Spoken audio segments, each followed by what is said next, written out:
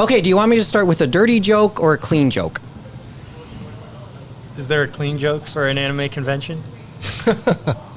As clean, relatively speaking. Are we going to have both jokes regardless? Yes. So which order do you want to go with? The dirty joke or the clean joke? The clean joke first, then. Oh, the clean joke first? So, as I was sitting in the East lobby over there, there was a guy, a couple of guys, and they suddenly pointed across the lobby saying, "Oh shit, I found him!" And then he was pointing across the lobby, and then I looked across the lobby, and they were pointing at a guy dressed up as Waldo. Oh! Dirty joke? Go for it. Okay. Had to go to the washroom. It took 3 flushes. You okay? Why am I smiling? Good to hear. Good to hear. Is the washroom okay? Why am I smiling? I feel like we're missing something here. I know, right? That's what I thought exactly, actually. Okay, I'm glad I'm not alone there. I was like, oh, is there like some secret innuendo here that I don't know about regarding 3 flushes?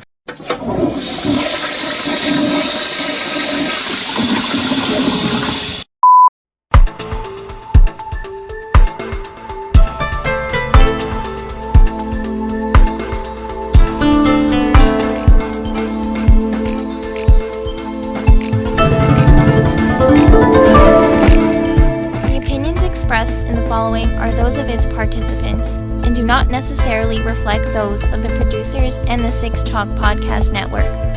Also, the following contains mature material and mild language, which may not be suitable for all audiences. Discretion is advised. Well, here we go. Night number 2 from Anime North on the Saturday night, May 24th, 2025. This is the Anime Roundtable Canada. You can find all our links from our Linktree page, animeroundtable.com, for everything: socials, blog, and YouTube and Twitch. So once again, night number 2: Mike Nicolas, James Austin, Kevin Ng, Amy Lynn, Greig. Basically, the regular gang is all here. Mohammed already had his chance to speak, to say his piece, and Mo, where are you? yeah, it would be nice to find him. He's living among us. Well, he is. He is in that sense. I was too tired to come in the end after Nominoichi. Okay, so let's start there. Because, well, in your case, how did you do? I did pretty well. Is that all you want to say about it? Let's see. Well, I didn't come too late to set up, but I still had to pick up my holds before the start, but I got back to my table at 7:17 versus, I think, 7:55 like last year. or well after 7:30. Yeah. So actually, you did pretty good. I did pretty good. I had fewer holds. That's why. Okay, that's part of it. Did you find a parking spot? I did. Parking will always be a thing here. I mean, I haven't had a chance to look at the parking lot today, but the roads were another story. I got very lucky today as well. So I drove by the Tim Hortons. There was an empty spot. Again? Yeah. Or yesterday? Or today? Same area where I boy. was yesterday, but Okay. I drove by and there wasn't. I did a bit of a loop, came back, and it freed up. I am blessed. You live dangerously. Yeah, you live dangerously, yeah. I'm sure he went into the Tim Hortons for a coffee. I haven't had Tim's in maybe 7 or 8 months. Good So for you- you. so Like, you're I haven't paid for Tim Hortons in 7 or 8 months. Like, sometimes work or some other person will provide Timbits or something. So I've had Timbits, but I haven't paid for Tim Hortons in quite a while. Because when I'm in the mall, like, Tim's is not the thing I would think to go to. There's probably a lot more choices too. There are. In the area, yes. So Yeah, but overall I did well. I was my same disorganized self, so I didn't have the mental space to put out a lot of my non-manga on the table, and I know there's members in the audience that saw my table as well, so they know. Got rid of a good amount of stuff. I got rid of Vampire Night. I got rid of like a good amount of shoujo manga. A lot of my BL got picked over as well. I always feel like I've done this for maybe 10 years now at this point, or I've done Nomonoki since 2016, minus any of the pandemic years, but I feel like I'll never be truly ready to do it. I'll always screw up something in my prep. You do better. I think your preparedness is always better whenever I get compared to whenever I get the chance to do Nomi. Well, it's fine. Like everyone has their own way. Everyone has their own way of doing it, for better or for worse, right? Like my two friends who took your table in the end. Yeah, they at the back end. Yes. Yeah, they killed it apparently. Like they did very well as well. My one friend almost sold everything.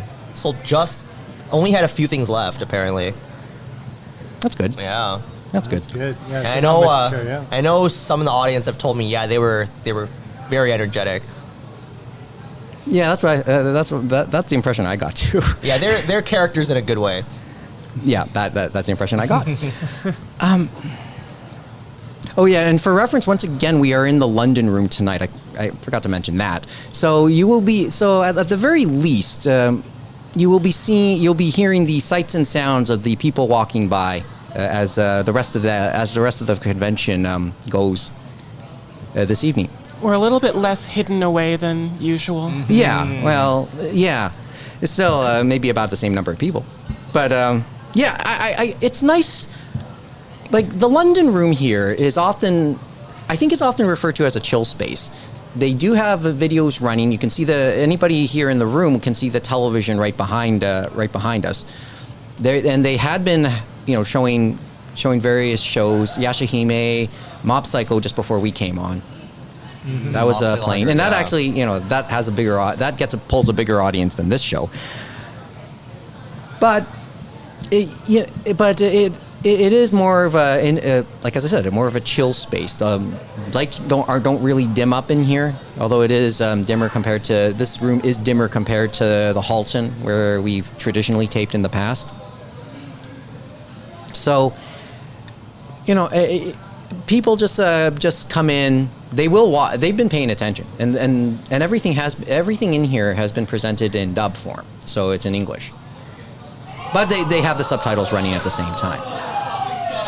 As I said, good to be in the action, is it not? Yes.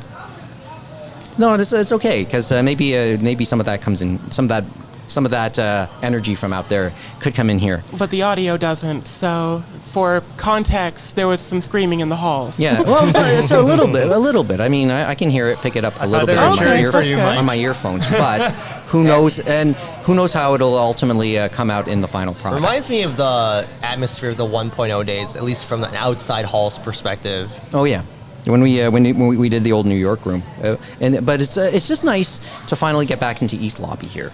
Yeah, right? Because during version 1 we did East Lobby shows, but because I had mentioned that to you for years that try and come back into East Lobby. Yeah. So we're back in East. Okay, so that's your take on day 1. Let's go, day 2. Who wants to start? Who wants to give their thoughts on the things they've seen today for day 2? I mean, first of all, the three of us saw very much the same thing in the morning, but. Oh yeah, that's true. I think that as you've mentioned that you said you talked about yesterday. The biggest story was the weather. I think that just from friends talking, like it's sort of like, oh yeah, coldest anime north and rainy. But today, the sun broke through like at least a few times in the first half of the day. And I was a little bit worried yesterday, especially when they announced that like, oh, we'll have more weekend and Saturday tickets. Don't worry, come on down. I was worried, but it was like, everything seemed well attended today. Like things were busy. The Anime X Law panel had a huge lineup when I was there a little while ago. The usual huge lineup for the masquerade I saw just really briefly. The massive crowd sort of just in the parking lot area. Like, it was sort of heartening because I was a little bit worried. But the same energy, managed to burst through the clouds, which was really nice to see. Breezy. Yeah, I guess I can certainly acknowledge. I'd acknowledge it. And yeah, we did get our sun. No rain. But well, if Norm comes on a little bit later, I want to see how much he would acknowledge and his memories of of what could be whatever would have been the coldest anime norths, like really norths. I feel like the rain would have put it up there with some of the ones where it has rained before and stuff like that, but luckily it's just been a little chilly, that's all, because we've just seen the clouds. But the days before this, of course, we've seen the rain, so it's like, are we going to have rain? It's like, luckily we've been very lucky.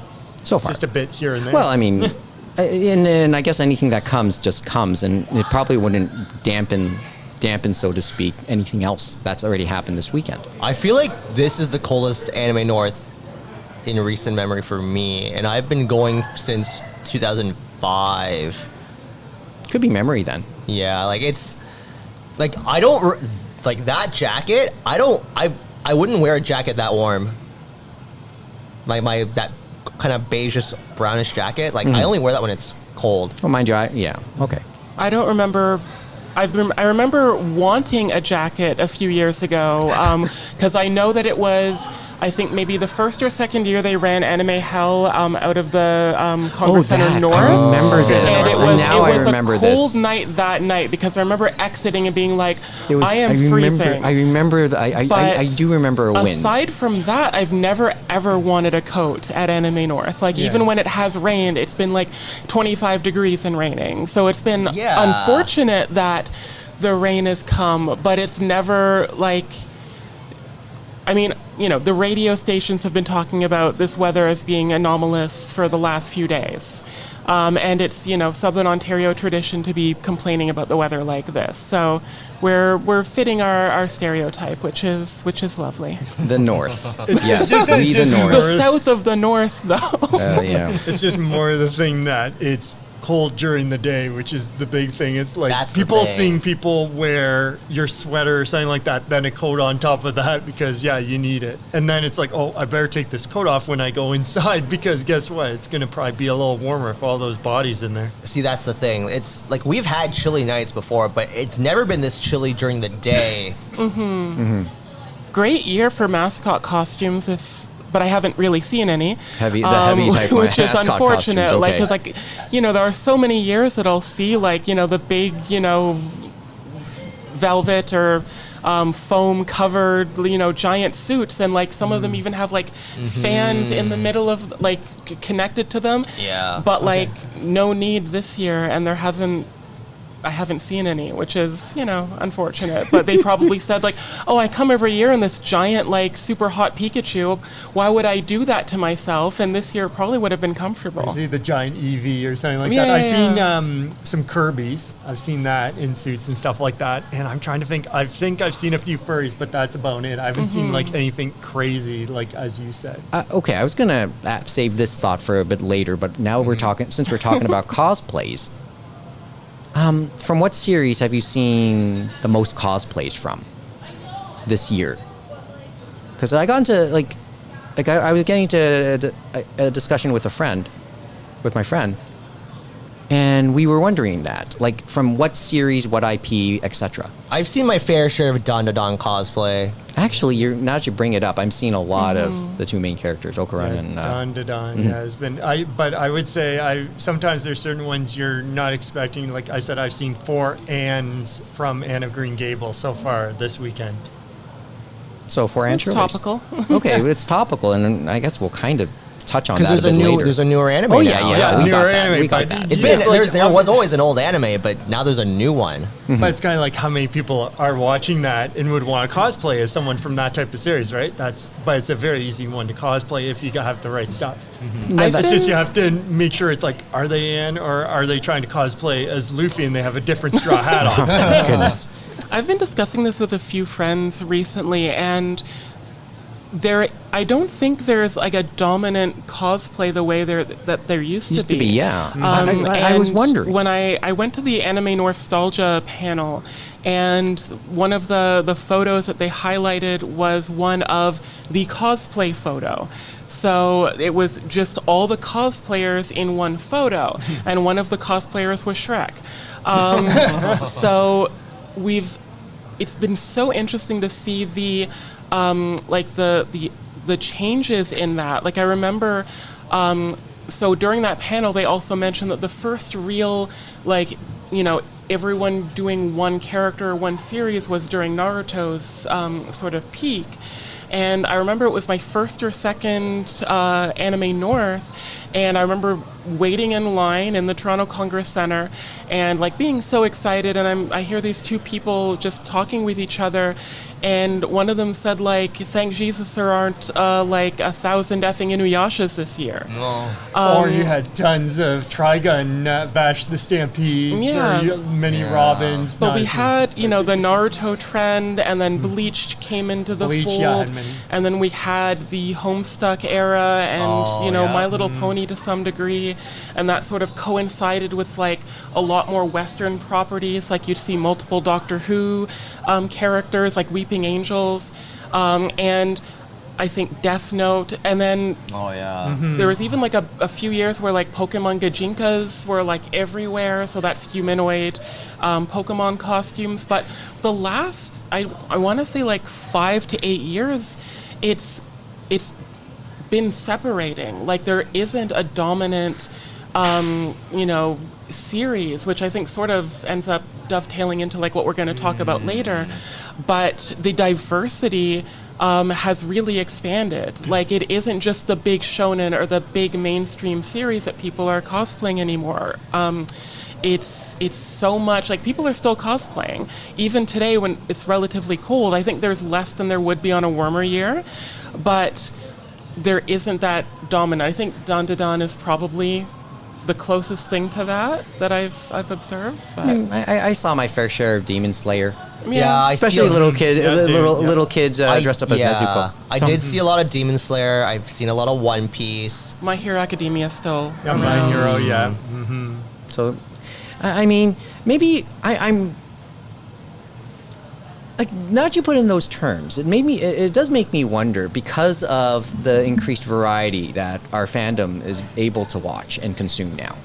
I hate to use that word, consume. It's such a, especially. I was going to say enjoy. Enjoy. Well, because of the way it is such a it just doesn't have such a.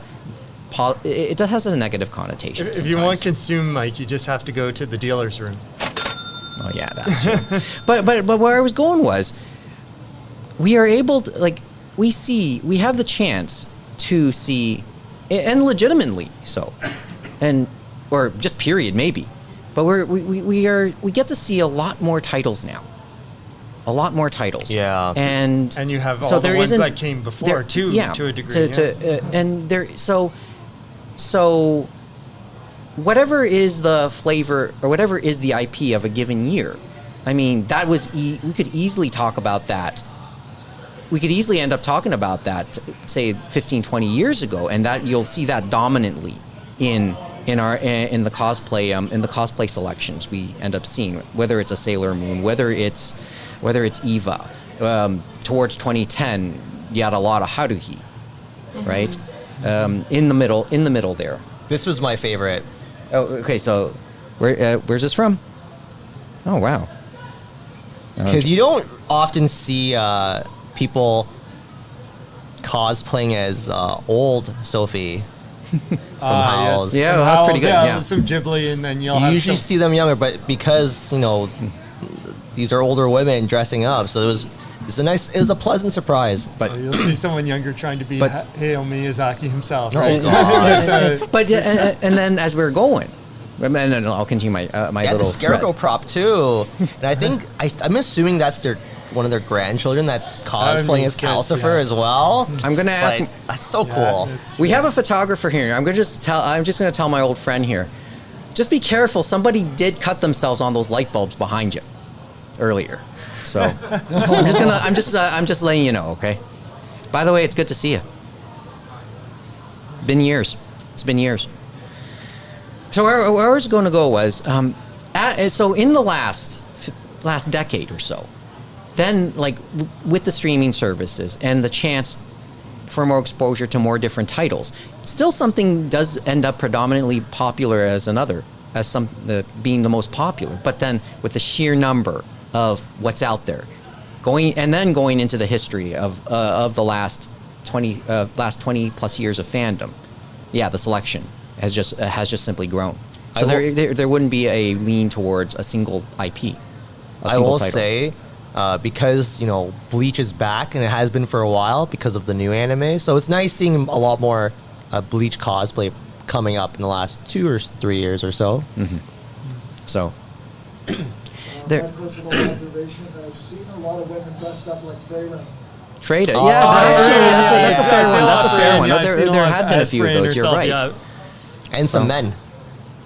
Yeah, that too. Yep. Totally within their race. And exactly. It is. Yeah, we're good here. So there's that. So that's kind of the observation. What are anything else? Any other thoughts we want to throw before we really start to? I just want to, I guess, compliment Anime North on ever improving their artist alley. I think it was the first return from the lockdown years, it was incredibly crowded and tight and miserable. And now it feels like it's triple the amount of space that it was like 2 or 3 years ago. There's enough room to walk in between all of the aisles. I feel like I can observe and like look at the wares that people are selling. I like the integration of the Pro Plaza and there were a few years where they tried to separate like the crafting with the 2D artwork. I like the integration now. It frees artists to do both a little bit more, and they just sort of like really organically blend it from like the pro to the artwork to the like the Lego and the Doll North stuff and the Anime North merch table, and then you can cross the barrier into the dealer's room, which I haven't yet done this year, because again the artist area is like so big. But I've been really happy ever since my nightmare, I guess, 3 years ago. Like it's the way they've done it is nice, where they have all of the TCC and stuff like that. And as you said, Amy, like I'm not sure when you went, because at certain times I think it does get busy and stuff like that, but you can still move around. It's just a matter of you wait for that moment for someone to let you to go and see something, and then you have the autographs at the back, and then you have the dealer's room obviously on the right, but on the other side they've put like, I think it's like professional, like different people in there. They have the claw games, they have board games, but the robots, the fighting robots are in there, archery, they have some other weird, interesting things as well. And obviously other organizations, if they want to promote, they have them there as well and stuff like that. So it was an interesting mix there. And then obviously once you go into the north, you have the gaming, you have the tabletop, you have the Go is over there and things like that. And even, I think Lawrence had said, remember about ANC Games, you couldn't see them in dealer's room. They were up there at the gaming section of TCC North, except I could count on 2 hands how many video games I saw. Everything up there, like a lot of them were going for, those card type games and stuff, the Magic the Gathering type ones and things like that. So obviously that is where the money is for some of them, and you could even see that in the dealer's room. Like I went to the dealer's room and you can get around there, but it's interesting to see how physical media has fallen. Even the manga isn't as much in like things like Cyber City Comics or whatever. I remember them, and they just have the figures and some of the old stock and stuff like that. And a lot of them are these more merchandise focused establishments or other avenues. Cyber City still carries manga in their stores, but they haven't brought manga to the convention in years. It's basically old stock they had at the warehouse, and they've tried to get rid of that through warehouse sales and other establishments. I know have done that. There are a ton of video game retailers, I can tell you that too, in the dealer's room, and so people were perusing them and stuff like that. It's always interesting to check the prices, just like when I go to actual video game conventions and other things. Yeah, so I haven't been to the dealer's room yet today, but I That's something I've noticed in the past couple of years too. Like, I don't remember seeing anybody carrying anime. Like, there might be one place. And then I have a friend who did buy like quite a bit of anime this year. Oh, okay. I don't know where he ended up getting what he was looking for, but he found quite a bit. There's some smaller ones that have really older titles, kind of like you'd see in the Nomoichi, but like leftovers. Conspiracy Comics is still around. They have a few there, but they have mostly manga. Labyrinth has mostly manga art books, and then Beguiling is all art books, manga, and stuff like that. So that's where a lot of that stuff is from. But it's interesting to see how it's changed the dynamic. And like you have different things, like you have T-shirts. I saw one that was just selling mugs and things like that. So yeah, my friend helped me out, and he made me my one manga purchase from the Beguiling today. Way to go. Yeah. Okay. Well, did he go to the $5 table at the back to? So he did buy a $5 manga, and then so it was $5. Then if you got 3, it was $10, and then it was $20 if you got. It was between 5 and 8 on that one particular tale. But some of them, surprisingly enough, were newer than I thought they would be. I think Sasuke and Peeps, they had the first 2 volumes out, and some of it is they probably ordered a lot of certain volumes, and then it's like, how do we get rid of these? Well, I only buy 18 plus stuff from them at this point. So that's, and AN is always the best time to buy 18 plus stuff from the Beguiling anyway. Because if you have cash. Yeah, it all depends. You're just saving the tax. Exactly. James, an observation for you on the day? Well, no, that was probably mostly the observation, other than I also went on the outside, since obviously it was cold out there, but it was nice just to walk around out there too, and I was looking through all the different cars that were massacred, some high-end cars massacred by fans into their own creations, and it's just like, wow, the wraps they put around some of these cars were incredible. And yes, they had like Nissan GTRs, I saw 2 of those, some BMWs, some Mercedes.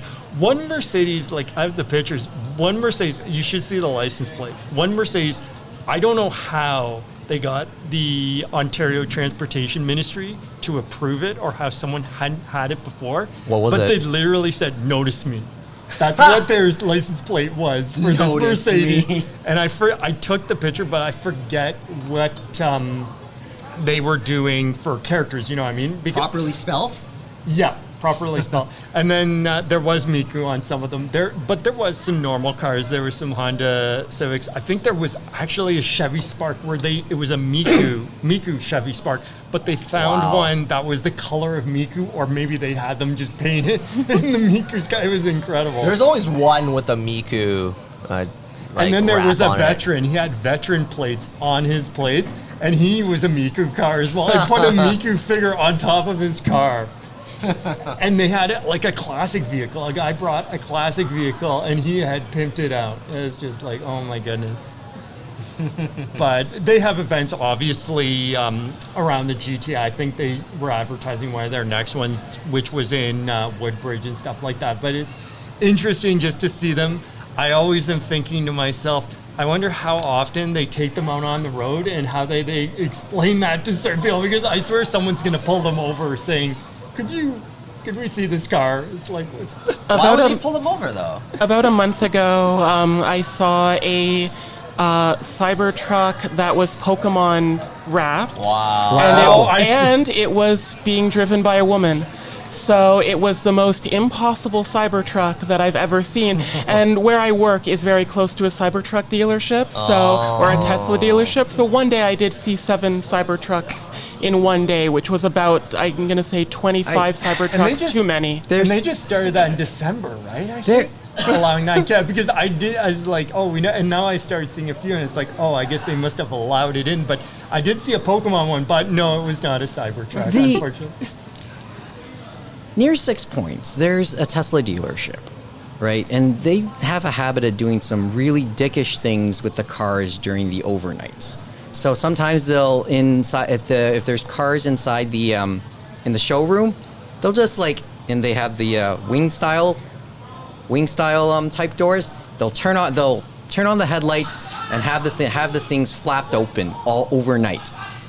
Oh, that makes sense only because I take the train into work, and I remember on the way back, I did see like 20 Cybertrucks parked in some random garage. So I guess that's where it is. Yeah, and then my personal favorite on the topic of the Cybertrucks, then yeah, on a night when the Cybertrucks were being delivered and they're all settled into the lot, they decided to turn on the hazards on all of them overnight. Oh. And so you just saw all these flashing.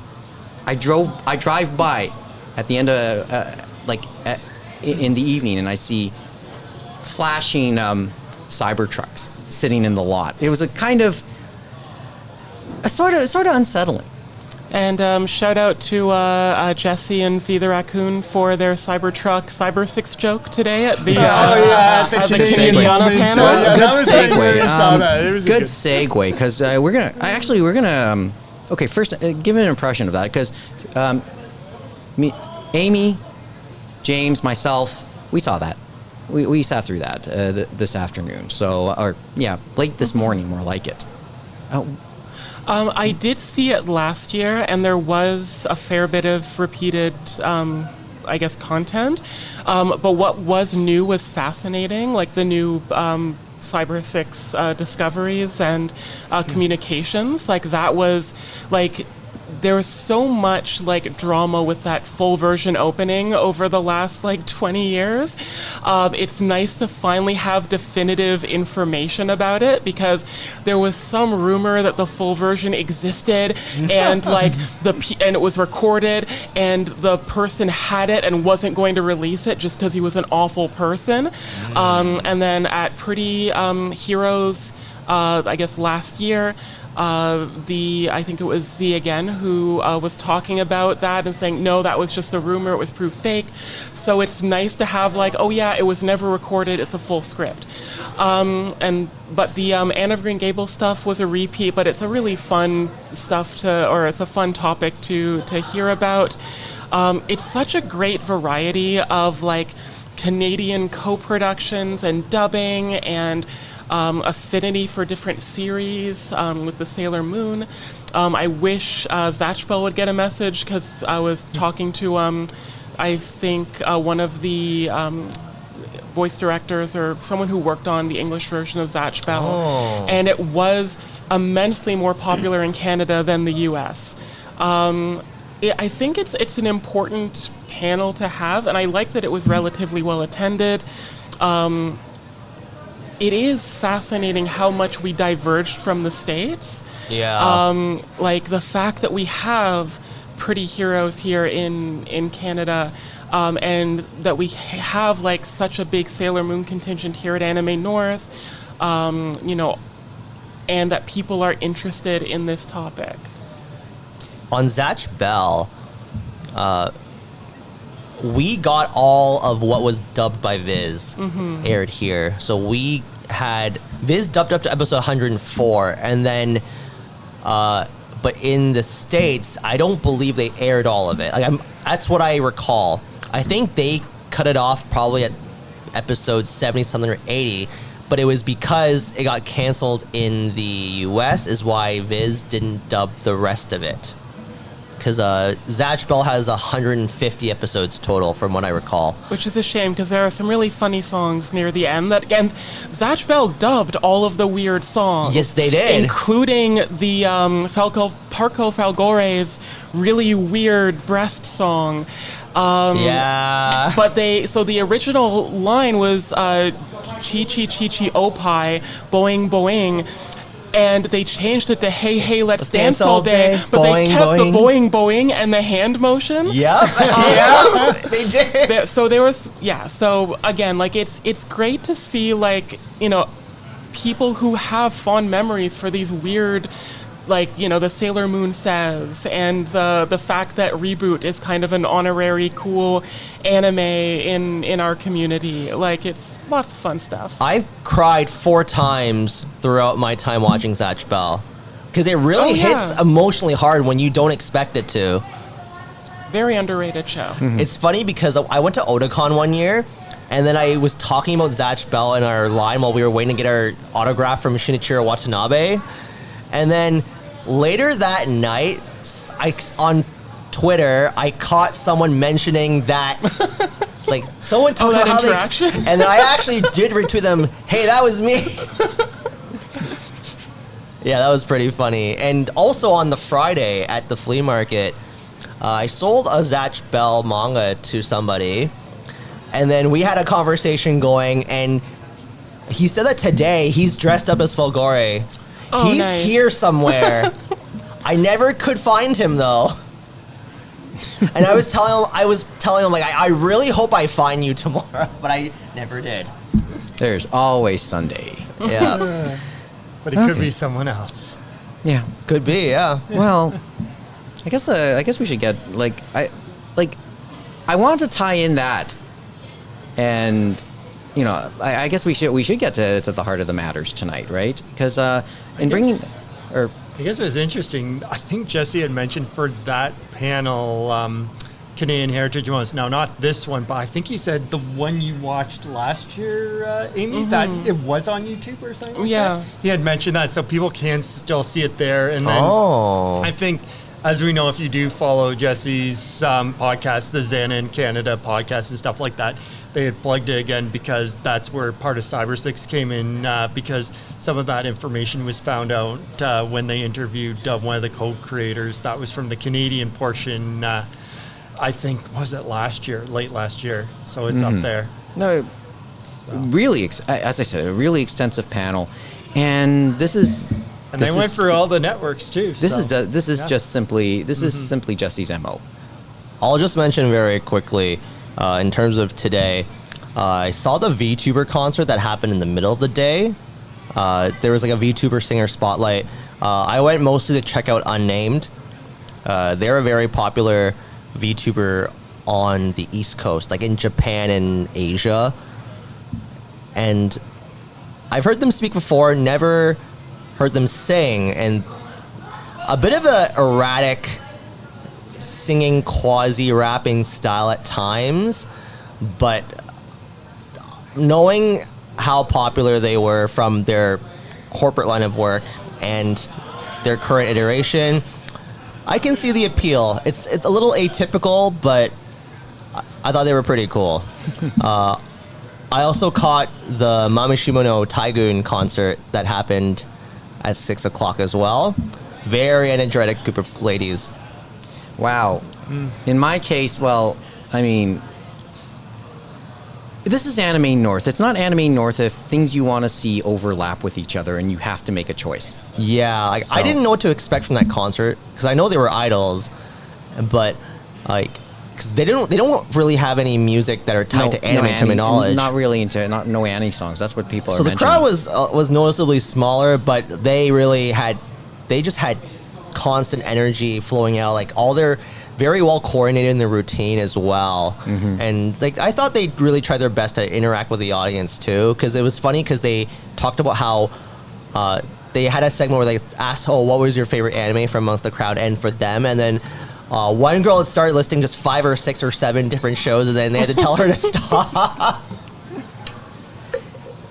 Even mentioned Seraph at the end. I was going to say, you go to an anime convention, what do you expect? Yeah, Well, maybe because they that's all supposed to mentioned be. one, and then the last girl, like, she mentioned, yep, I like Evangelion, I like Seraph at the end, like, or Wadi no Seraph, and then she just kept on going. I was like, yep, she's the big one. She's your talk. She's a big fan, clearly. Anyway. Okay. I guess since we've brought like as I said, I didn't do too much today because I watched the Canadian Anime Heritage panel. The VTuber thing is always something I always say. 1, I respect, but 2, can't always grasp, and but I haven't given myself time to. Like others, you can also interact with them and talk to them Yeah, and yeah, get yeah. their autographs. So too. have It's you like gotten- real have you gotten one people. yet? They're just, they're just people pretending. Well, I shouldn't say pretending. They're people that want to show themselves as anime characters instead of themselves. Yeah. That's really what it is. Yeah. Then okay, but and I'm still trying to grasp it. But maybe I really have to spend time. And that around reminds it too. me, so local talent Yumemi was part of that showcase, and then she did pop up to sing live partway through her mini set too. So that was cool. And she's a former AN Idol winner, right? It was 2016, if I remember correctly. Yeah. It's been that long. Wow. She's going to Offkai this year to perform too, which is like one of the big VTuber events in the States.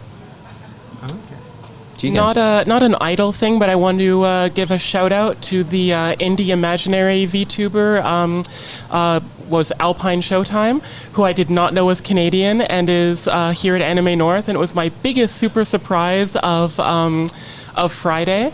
So this is a stop motion VTuber. So the creator, they've created this amazing like stop motion model. It's digital, but it looks so much like one of those Rankin Bass style animated figures, like stop motion animation, and they produce these like really charming and slightly spooky videos. And there's one where they've like rigged the model to like go along with like a first-person shooter, like a Doom. I think actually probably Doom, and like it will like look back at certain times. So I did not know that they were Canadian. I did not expect to see them. I bought the last little stuff of their actual, I guess series or identity or characters that they had left, because they were not expecting that stuff to sell. Because again, it's an indie, like it's fascinating. This is the only VTube stuff I've been interested in at all. So because I've been not against it, but like I haven't been really interested in it in general. And then here I am, big purchases on the first day. That was me 2 years ago too. Well, I only ever, one of my friends became a VTuber. And I only ever went on Twitch to support him, right? To give him the views. And then eventually though, like during Anime Toronto, like I got more exposed to VTubers through like HoloLive. Like they were guests at that con. I always knew of VTubers, but never particularly cared. But that was the start of me really getting going into Twitch a lot. Yeah. Okay. Although I don't watch HoloLive VTubers normally, just because I don't like to watch live streaming on YouTube. So a lot of my VTuber watching comes in the more indie space, as they say, like the independence on Twitch. I don't know what else to add. As I said, it's just something I can't. I guess I've gotten too old to grasp at this point, or I just haven't given myself time to try and grasp. And then the one last thing that came to mind during that performance that Yumemi did is that because she did a Calafina song, part of it was recorded, but then she sung a part live. And because Calafina, a lot of the singers have like these harmonic elements when they sing together, and they change their tones, and it matched really well. So she could replicate that style of singing because she can sing one part while her record itself sung a different part. So it was very similar to how Calafina would record it. So that was a nice touch. Yeah. Okay.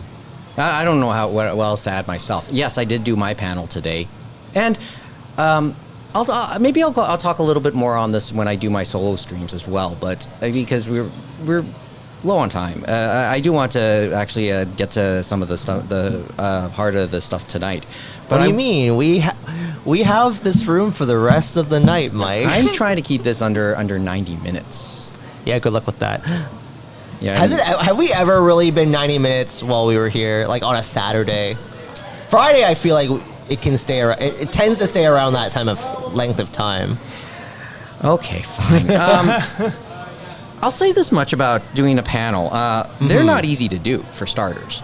Good on, Michi-chan, Jesse, Dave Merrill, Neil Nadelman. They do these year in and year out. These take a lot of preparation, and they do multiple ones, right? Like 3, 4, sometimes 6. I was at Totally Lame Anime just right before this. And as we're doing this, as we're chatting, as we're taping this, Anime Deaths. Greatest anime deaths that have been running. Jesse's doing right now. He's in the middle of that, right? He's in the middle of that. But once again, it's all going on. A lot of this is going on at the same time. This is not Anime North if you have to pick and choose.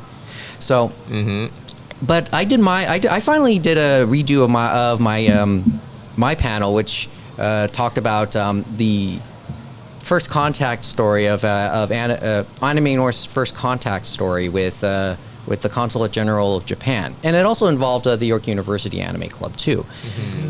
And just we wanted to retell that story because that was for a project that happened way back in 2000. So this is the silver anniversary of that project, and it was to help out. Yeah, it was to help out. It was to help the Japanese consulate with a cultural festival that was headlined by an anime film festival back at the ROM, and it was an emotional journey, I admit, to research and retell the story to everybody.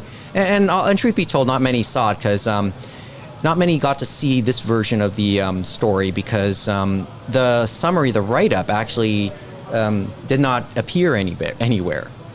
It was mentioned in the grids, but it didn't appear anywhere in the summaries and in the synopsis in the guidebook or electronically.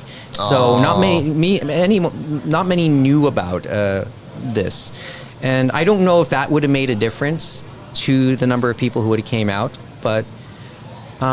Wait, so just to clarify, there was nothing that described what the panel was about. Because that might, I don't know if that's on the panelist to do. I'm not sure. I did send in, for what it's worth, I did send in a printout. I did send in summaries and everything. So because they got the title correct. Because on guidebook, I don't see it. Yeah. If you go on the paper book, or if you go on the website, you do see descriptions for most of them. Yeah. But on guidebook, you don't. But that's just it is what it is. But I enjoyed doing it. Probably should have memorized the script a little better. Yeah, or a bit more off the cuff. But it was a nice experience, and I think this time around I got to tell the story the way I really wanted to tell the story, because I can't say I was able to do that back in 2022. So so I can walk away from doing that experience because I don't ever foresee wanting to tell the story. Or I don't foresee telling the story here again unless another 25 years pass. It's possible, you know. So I think it was ironic too, given the fact that one of the ones you were showing, that was when Ghost of the Fireflies, right? Grave of the Fireflies, Grave of the Fireflies, sorry, Grave Grave of the Fireflies. And the reason I'm thinking that is because GKids is re-releasing that over the summer and stuff like that. And they're going to have both dubs and all the stuff from CPM, which is interesting. So in the 25 years since, and I didn't... So it's coming back, you know what I mean? So it's interesting timing. I really didn't get a chance to say this in the panel. But in the last 25 years on, there have been a few full circle moments concerning some of the movies that were shown during the Access Japan 2000 Anime Film Festival.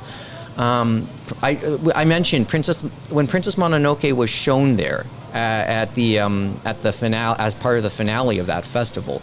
It was the second official showing in Toronto. The first was during TIFF a few months before that. And Miyazaki attended that. In the last month or so, in roughly the last month, Mononoke has been in theaters again in IMAX. So there's one full circle moment. On the topic of Grave of the Fireflies, that was announced earlier this week that Netflix in Japan will start streaming it soon. And they were doing their own dub, but that won't be on the Blu-ray, the new Blu-ray. And that'll be... and that's in time for the 80th anniversary of the end of World War II. Mm-hmm. So there's a lot of these little touch points, and I forgot to mention. But as I said, I was happy with with telling the story, and I feel at peace with it now. But I don't foresee an avenue on which I'll tell that story again. As for doing another panel of the like, I guess I need an idea too. So, and then we can test how we can test whether or not More Than Friends and Family will show up for this one. But I don't know. That's as much as maybe that's as much as I think I could say right now. And if other thoughts come to mind, come on, watch the stream on Twitch whenever I'm able to finally come back to doing that before I start doing Yakuza 3. Okay. You're playing the new one though, right? Like the You're just gonna play on Swing. Oh yeah, didn't they technically remaster it or no? They remastered it, but it isn't a complete it's not like remake. Kiwami 1 and 2. Yeah, it's not a remake. So anyway, let's now I guess we can finally get to the heart of the matter tonight. Matt Alt, our old friend Matt Alt. We talked about an article he wrote last year for Pure Invention, and last year when I told him we want to talk about that article, which was about AI and translation, he just said and asked for permission to talk about it. He said, "I write those articles to be debated," so I'm pretty sure he's okay with we talk about this as well. A couple weeks ago, an article entitled "Japan Doesn't Give a Bleep About You," and that's the real secret to global pop cultural success. And basically, he, in a nutshell, he talked about the contrast between the state of pop culture in America and Japan. And I think it was a response article to something he had read in The Atlantic. Yes, Spencer. Regarding the decline of the American pop culture. Yeah, and he said, and he used something that is very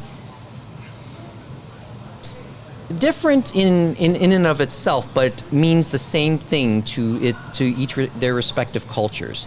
Music in American pop culture, manga in Japanese. But he said it's not what they mean to both countries to him. The way he looks at it, the meaning for each of those cultures are the same. So he would always say, so the crux of the article, and it's a Substack, and subscribe to his to the Pure Invention Substack. It is a really good read. Well, have a seat, Norm. We're going to talk about it. We'll talk. We're just doing. Oh no! Have a seat, because we're just talking about Matt Alt, our old friend Matt Alt. Is this the worst ever area for American pop culture? And let's say it is, and it's not. But the era seems okay for on the Japanese side. So why is it? And in reading the article, he would always say he would talk always. I think the crux I started to get out from it is the way creators on both sides of the Pacific would want to go about promoting and going about things. Yes, put everything, all things being equal, because there are in terms of political demographics, there's a lot of similarities. And the way he started to put it is, maybe. Just maybe we're the American side and the Western side might be overthinking it. The way I looked at it and the interpretation I got from the article, they may be overthinking how they're going about marketing. I use the term they're data themselves, right? They're just not so they're kind of over analyzing and maybe caring too much about what the public really wants out of this, because Akio Morita, one of the founders of Sony, and Steve Jobs, and the two obviously we know that they always got along, but they had a very similar wavelength type thought, which is the public doesn't know what is possible, and the public doesn't know what it wants until it sees it. So why do you extensively ask? Because you can give it to them, but will they be really happy in the long run? And sometimes, yes, you can find success and get that quick hit of money, but then it grows stale, and maybe you're sometimes cannibalizing yourself or not taking risks and trying something really unique. And that's the case, and hence you're over-dataing yourself, and maybe finding yourself sort of in a quick decline after getting that quick hit. Yeah, the focus groups who have you been selling to before and stuff like that. You know what I mean? I remember writing this note as I was reading the article, and it was in light of Brendan Shanahan being let go from the Toronto Maple Leafs this year. Wasn't technically let go. They're just not going to sign him to a new contract. But I remember somebody coining the phrase about the Shanahan era, saying "comfort, not cups." That's how you define that, and I think that's And that was an interesting way, and that's sort of the way I'm looking at this. That's a good way of putting it in one sense, for sure. For like, the plight in terms of American pop culture was for comfort. Now as we go on across the Pacific, yes, you do. You have to have your quick hit as well. Shonen Jump would quickly cancel you if you didn't find a satisfactory audience quickly. But once you got over that hump, you can really get creative.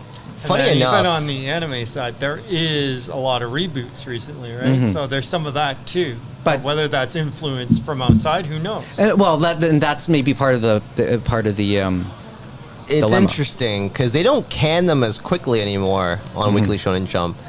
They actually have been giving them maybe 40 to 50 chapters, which is almost a year to a year nowadays. Yeah. Before, they would cancel them within 3 months, like 24 chapters, 3 to 5 months. Yeah, they if it didn't do well, they'd can it. They give them a little more breathing room nowadays. And they look at the surveys and stuff like that. Where are the readers thinking? But when you look at the surveys, they keep it very. It sounds like they just keep it very simple. Yeah. As I said, they're not trying to outdata themselves on this one. Yeah, it's not saying like what they do in other regions with different focus groups and things like that. Or they're saying, oh, we have to go this safe route, or we have to find the quote-unquote modern audience, or hit all these metrics. And if you overindulge in stuff like that, they're like, this isn't feel like an artistic endeavor. It feels like a canned product. It feels stale. What am I doing here? Mm-hmm. Yeah. But that's the fear. And that's... and Yes. It feels like service games in some ways too, right? Service games can sort of be that way. Service games, they're chasing something that doesn't exist. And actually, Matt Alta cited Genshin Impact in the process too. Of course, he mentioned Genshin Impact. And they were interesting in their thing because they're, I think, was it Genshin Impact where it's like, oh, this is the Breath of the Wild knockoff or whatever. Well, I think you mentioned that they use Nintendo-style gameplay with the gacha style. And they talk about that, the Nintendo type thing, but then they talk about the data and stuff like that. Then it's like, well, how are they going to go over the next hump to find that next audience? But that's also the real question. The fact that it does use anime style. I think that goes into also the sort of article that he did link, or the piece that he wrote that talks about anime being like a champagne equivalent, where there is lots of animated series made outside of Japan that still use the anime style, things like Castlevania, as well as a lot of video games that use the anime style, whether it's made in Korea, China, United States, and the argument that anime should be sort of specialized when it comes to being from Japan.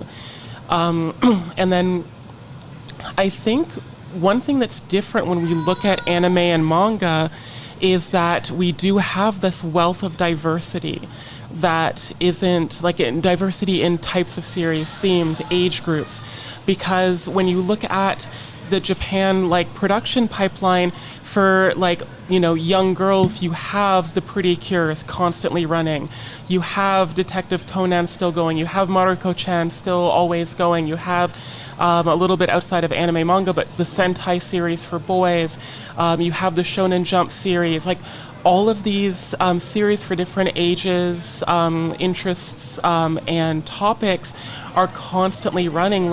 Delicious in Dungeon is so popular, but it's not going to be as popular with, the people who are into Jujutsu Kaisen, and that's fine. But they have this wealth of content and creativity and imagination that the Western system doesn't allow for. I was talking with students recently, and I posed it as a question, but I kind of knew the harrowing answer, is that what is the American cartoon aimed at ages 9 to 17? And there wasn't any. There used to new be ones, yeah, right? There used to be. We had Voltron, we had Gravity Falls, we had Steven Universe. I was thinking Gravity Falls. We had Star vs. Forces of Evil. These fandom shows that were still targeted as kids, but were appealing to older fans. They were narrative. I'm thinking if we go back in time, the Gargoyles, the Young Justice, and the closest thing we could find was the new Spider-Man from Marvel. But it's not having the cultural impact that even like some of these shows from 5-10 years ago had. Yeah. And I brought up anime is filling some of that gap. People are still into Demon Slayer. People are still into a lot of Japanese anime series, and the places where anime can't fit in, your indie series, whether it's games or animated series, your Digital Circus, your Deltarune, Undertale, some of like even stuff like Five Nights at Freddy's are filling these like narrative fandom gaps that used to be, I think, comboed between the US and Japan when it comes to animation. The US animation and even to some degree comic field has shrunk. And anime, because it has anime manga, has so much that the gap can easily be filled. That's the thing, because like I think back, like the only newish thing I can think of is like Arcane. Yeah, but even that, it's not really aimed at younger people. They still watch it.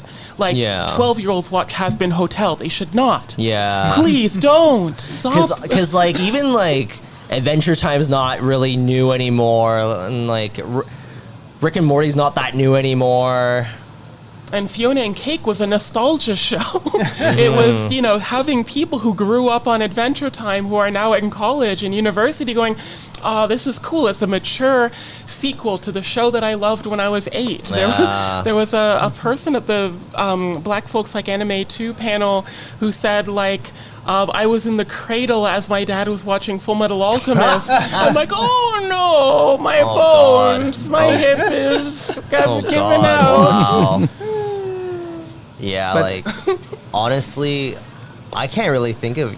You're right, Amy. I can't think of shows like that. It's cool that Japan can fill that gap, but I think it's a little bit of a shame. But how we get there. And that's sort of where we go, because they're not... I think there is definitely some effect from the outside, but it's as I said yesterday, Mike, and people who've already listened, like, I had made mention, remember, of the anime business and John O'Donnell, like the recent interview on Anime Ego's YouTube. It was very enlightening, his discussions in the 90s with them over in Japan and then other people about, as we said, that Galapagos syndrome and stuff like that, where they're just, it's about isolated. The domestic market first and then whatever else is gravy and stuff like that. And as he said when he was talking to someone from Nippon Books and stuff like that, and how he said, remember I said the car manufacturers like Honda, Mitsubishi, and all the ones back then where they had to be out there in the world and stuff like that, the smart people were in the international divisions. And then on the other businesses that were more domestic focused, maybe on the manga side, and like how many people know who Kadokawa were, and Shueisha, who not many people knew who they were. So as we said, some of the people that were in those international divisions, they were people that probably would not do too much damage to them. So not the great smart people and stuff like that. And as I mentioned, he had made mention of the story where they said, I can make that decision to license that property or get that series out there and do 500,000. He said he dealt with people that they have to do the group mentality. They have to make that decision. And he was angered by one licensor because it took them 18 months to make a decision. And he basically canned it because they're like, I don't want to do business with you guys anymore. It's probably been pirated to heck and back. This was from the late 90s and stuff like that for this series. Like the time has already passed. You guys have dragged it out too long for this negotiation. And as he said when he talked to Nippon Books, it was that idea of some of these people, they didn't know how to go over the pump. It's like, he's like, okay, I can make the deal. I can give you 500,000 for the show. And they're like, oh, this is 500,000 found for this thing that's already in our back closet and stuff like that. But then it's like, well, that's going to look great this year. But next year, how am I going to find another $500,000? You know what I mean? So it's I still love that we're now in an era of like pretty much simul-publishing and simul-dubs. Like the fact that so many of like the popular shows are like a day later at most for even the dub. Like, you know, Hero Aka and Delicious in Dungeon to some degree. Like there's quick turnaround. But now that you bring that up in those terms, and Alt always taught, and at the heart of Alt our article is just, once again, Japan doesn't care about what the outside thinks. But we care, and that's cool. Yeah, but then the mentality is to just go, you know, for themselves, just be more introvert facing in their approach, their domestic market. Wow. One key thing you just mentioned, the simultaneous release. So they do serve their domestic market just as quickly and then get it out there. Not necessarily. Like, yeah, it's becoming a bit of a response to, okay, there's going to be a demand. They think there will be a demand. Probably would be. But if there isn't, because once again, it comes back down to the domestic. And then some of them have to gamble. It's like, okay, are we going to dub certain shows? And then our other show is going to be left without a dub and stuff like that. And you never know how it's going to hit because it's not like it used to be. Like, there's so many shows out there. And it's like we talked with the cosplay. When you have that many shows going out there, yeah, some of the big ones we expect, but you never know what else you're going to see out there on the floor if you go from place to place, because there are conventions every weekend of the year, right? I think it's just the way I'm just starting to look at it, because of that cultural introversion. I mean, that maybe just that mentality itself is what ends up hitting. And you can have the orators and the creativity and stuff like that. But it ends up hitting. It sort of ends up hitting and speaking to a lot of now overseas fandom. Just the approach and the product that comes out from that approach. I feel that the idea that it is 100% like internal is like ignoring the fact that a lot of these series are still influenced by Western media. Like there is like all of these, not all of these, many of the isekai and fantasy series are taking from, you know, Western mythology. We have, you know, series like you know, My Hero Academia, I know it's not Japanese, but to be Hero X, that are, you know, taking tropes from Western superheroes. It's a little bit old now, but The Great Pretender being international as far as like, you know, these stories, like just because Japan is focusing on their market doesn't mean that they're going to have a bunch of series that, you know, people from outside Japan aren't going to be able to understand and love. Like, it's not like we're seeing a bunch of, you know, historical dramas, you know, overtaking the anime manga world. We're still having these fantasy series.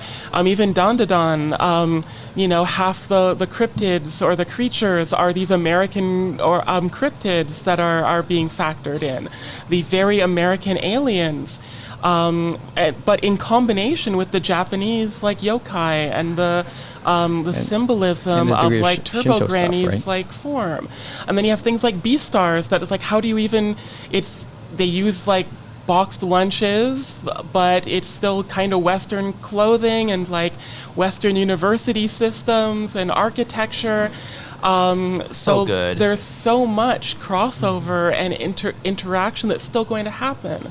And I don't think Japan needs to pivot in order to appeal to the world. I thought of Baccano when you were talking about this too. Yeah. And we've seen that in video games too and stuff like that. Yeah. Where it's like, and they've talked about in the gaming sphere, similar thing. It's like, let's be ourselves and not be who others think we should be. Maybe that's what it just came down to. Even though, but to your point on influence, back to when like you made me think of about Ken Akamatsu when he realized about the popularity of Love Hina overseas, and he just said, "Okay, I'll keep it in mind as I write in the future." Famous Japanese politician Ken Akamatsu. Yeah, but how much? But I think really it was just in the back of his mind. Oh, I need to read EQ Holder actually. So, and remember, like a he lot really, of Japanese, the Nejima sequel. Through obviously post-war and all that stuff, American pop culture was a great influence on Japan, so it's not a surprise when you see some of that reverted back in different ways and stuff like that, and it continues in different ways, right, through the decades. Yeah, and I think much of it was, okay, what's your goal? Like, do you want the real dollar bill y'all in this, or you just want a dollar?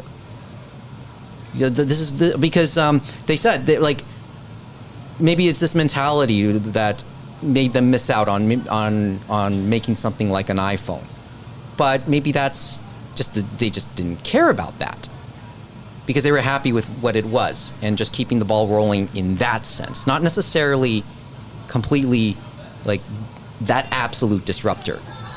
But it can even happen internally too, because remember, Sony, they cascaded them over the coals and were like, why didn't we have the Game Boy before Nintendo did it? You know what I mean? But then figured themselves out in other respects too. So, what is this? Like a Japan first mindset or unwillingness? An Achilles heel? Is that Japan first mindset an Achilles heel or a point of appeal? Right. In a time of stagnation, it probably is a point of appeal. But I don't like. I know I think Matt Alt had made mention of it because of mentioning Japan first, but I think it's more domestic first is probably the better way to put it. Well, yeah. I mean, especially in our political times. I don't know, just from a pure outsider's perspective, it seems that way with a number of businesses there. Yeah, but having said all of this, going back to the whole idea, are you dataing yourself? And maybe they're not, but they're still using data, but they're just being they're being more personal with it, more intimate with it. I think that's like... Yeah, because sometimes, I don't know, the impression I get sometimes is that they don't always need to make, like, hundreds of millions of dollars. It's like, you know what? We make our, like, 10 million and we're good with that. So, define the success. I think, and maybe that's part of this whole thing, too. Japan, America, the pop culture scene defines success in different ways. Doesn't have to be visionary to have vision. Or how much do you want to sell your soul? Or how much, and as I said, going back one more time to the whole idea of getting dated. How human-centric or not so human-centric do you become with your data? And I think that's sort of where it came from. Now, I said I want to get to this discussion a little quicker after talking about the whole Canadian moments in Canadian anime, right? And Jesse kind of hit on a point a few times when going on a little bit of a rant about Canada's contribution in the anime world outside of Japan. And he said they're redoing it and probably erasing a lot of those memories. And we talked about Crunchyroll and stuff like that, and the fact that it is more in the English sphere, more American-centric and stuff like that. And but he lamented a little bit more the whole idea getting properties becoming more and more homogenized. And we loved talking about certain titles being popular in certain regions. Dragon Ball was a topic on the anniversary of Toriyama's death in terms of Latin America recently. I hinted at the Japan Foundation New York video on that, right? I mean, you've gone on and on too about various titles, Dragon Ball, and Sailor Moon, and we talked Sailor, and we ended up talking Sailor Moon in Canada. Captain Tsubasa finally on the Viz app. It's on the Show and Jump app. So there's a certain degree of character. He thinks in the long, Jesse said in the long run, there's probably still it's probably better in the long run. It's just there's a certain lament he had about that, the character, right? So, and I guess, and maybe this is the best time to end it off. It's and then we can bring Norm on and get his take just on various things as the convention goes into its final day. This is like another angle in that long-running discussion about how much, about Japanese producers, how much should they do business with Western ways of doing business as they look to bring out properties outside of Japan. Like, is it really mattering that there might be a drying up of the domestic market, or are we starting to overstate that? So once again, coming back to that concept of kicking and screaming into the rest of the world. I love using that phrase when it comes to property, Japanese properties and their People could say and the that's license been holders. happening since Commodore Perry in the 19th century. Yeah, well, but maybe we're seeing it in some, and so it's a to and fro. So now we're seeing it in this generation. I think it's like a waves sort of situation, right? Because when we started to lose a lot of these like funny dubs, so the Samurai Pizza Cats, the Sailor Moon, the Metabots of the world, like those dried up, and then the abridged series trend on YouTube sort of filled that gap of like we can still have fun with this series, and a lot of that is in response to the way the U.S. and Canada, especially, and a little bit Singapore and just South Africa, dubbed anime series. It's sort of not quite that tradition, but there will always be a space for humorous parodies. There's going to be a space for fun. It might not be the official release anymore. Like, I don't think we're ever going to return to dubbing things the way that Toronto dubbed Sailor Moon or Metabots, but I think that the sort of heart can be found in places like Anime North and the nostalgia, but also in, people making funny webcomics and board game spoofs and, things like that, and just comedy, like more embracing of like, let's see if we can adapt Japanese comedy series in a more authentic way, but still making it accessible. It's a challenge, but I think it'll be fun to see them actually try to take that challenge. I'll always but they have to be willing to fall. Yeah, like That's I'll always thing. miss Sergeant Frog's English dub, but it was a failed experiment. It was a hilarious failed experiment, but I'm glad they tried. And I hope that there will be more tries in the future. I like that Shin-Chan dub. That's one of the last ones that deviated from the original script as well. Action bastard. Yep. The way it works. But as I said, the food for thought. I'm glad that aired on TV here. Subscribe to the Substack. Subscribe to Adult Substack. There's a lot of interesting writers on the business side worth talking about, in the translation side. And Matt Alt is always a good anytime he speaks, it's always a good conversation for us. It really baffles me. I'm just quickly looking over the article again. They made, in 5 years since Genshin Impact came out, $6 billion USD from in-game purchases. That boggles my mind. They know how to find those people, right? This is why I never play these games. The thing is, we may not be those people, but they find those people, and they're not all whales. There are artists that exclusively sell Hoyoverse like fan art. And some of those cars I saw had Hoyoverse on there too. Just to let you know, there was some Genshin Impact. Yeah, the amount of Genshin and like Honkai Star Rail stuff that you see it blows my mind. It's like all these mobile games are just taking over. Like, not even just like the MiHoYo stuff. I even think of things like Love and Deep Space. But then once again, dollar bill now, and then maybe nothing after. Like that game knows its audience. Yeah, but will it very well? But will it reach a plateau? And who knows? Love and Deep Space, not anytime soon. Yeah, but if and when it does, very attractive men in that game. Oh, okay. Anyway, they know their audience very well. Anyway, but there's your, as I said, food for thought all the way around. Although, okay, and my last thought. Okay, having said all of this, and we've talked about this in the past about how Korean pop culture tries to really swing itself towards overseas audiences and Western audiences. Yeah. Could that happen? Could there be a decline there then?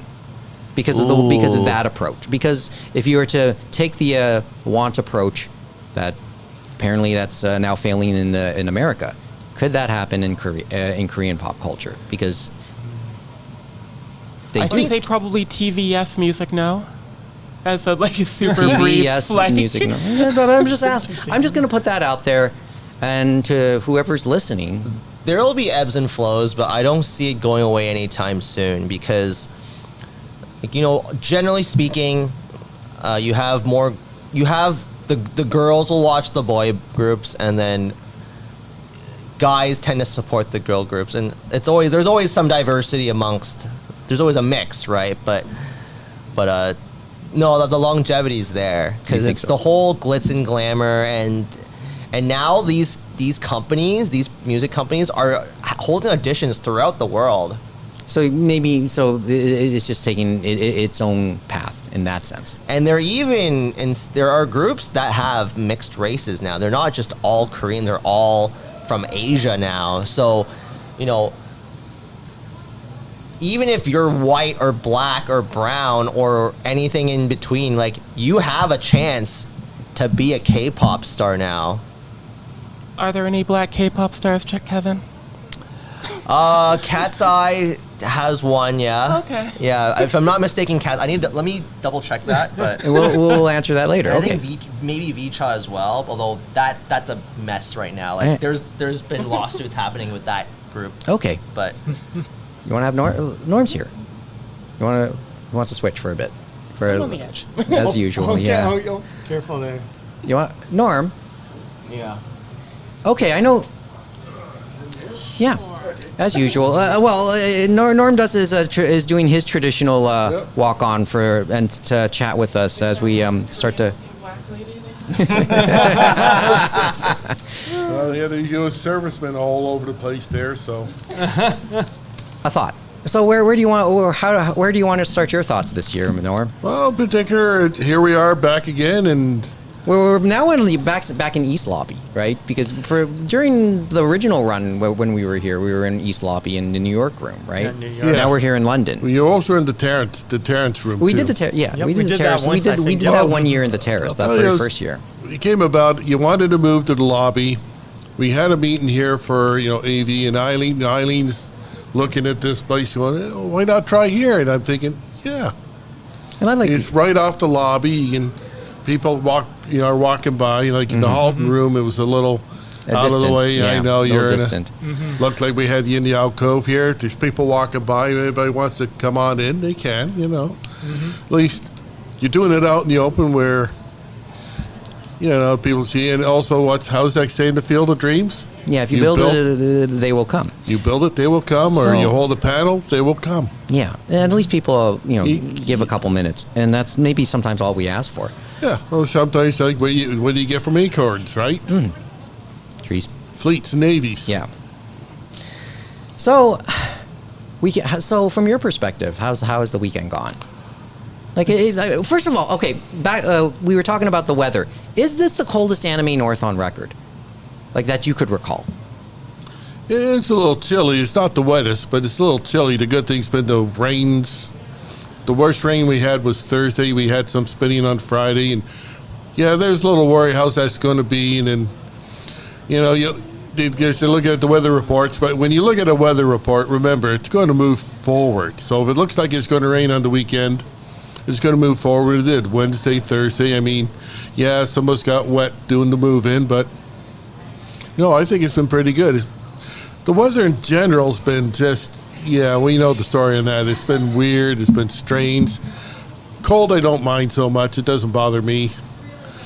And sometimes, nobody's getting heat stroke or sunburn. So that is a good part, so count your blessings. There's good things and bad things. So nobody say the coolness, that's actually in some ways a good thing. I'll take too cold over too hot any day. It all depends what time of the year. Well, I mean, I talked about that last night with one of the door guys at the Nominoichi Sellers entrance, and he said, "What would you prefer?" I asked him what he would prefer, and he said, "Well, I would prefer it maybe a little." He would have preferred it a little warmer, only because at least there's consistency and a little bit more consistency in people's temperatures. Once you, because as people were coming in from the cold, they end up going to something like the Nomonoichi. Suddenly, it's very warm. The temperature shocks. And it was very bearable, this Nomi, okay. And I think the weather played into it a bit. Well, sorry, you're about to say that. Knowing something about working in extreme weathers and extreme temperatures, I've been in both, so both froze and burned, and back in July. We had it in July in 22 when we came back from pandemic, and you saw the difference there between something that time of year and something this time of year. So, well, it's going to be. I guess it's nice to have May, isn't it? What? To do the convention in May instead of July. Well, that's turned into a hurt. Originally we first started in June. Well, the first ones were in August. The first ones were in August. In August, the Mister, and then we. Now we're delving back into history, into our history. Yeah, but somehow that's how it ended up, and it turned out being a very good thing for us because this is the unofficial start of summer, and it's turned out good for us. So. Yeah, the weather, but the weather is what the weather is. So we say it all the way around. Yeah. So anything else you need to know or want to know? Well, I mean, as I said, your thoughts, and you overheard some of this conversation, or I heard about dragging Japan into the. Kicking in and screaming. I was screaming. Yeah, that's happened a couple of times. Matthew Perry. And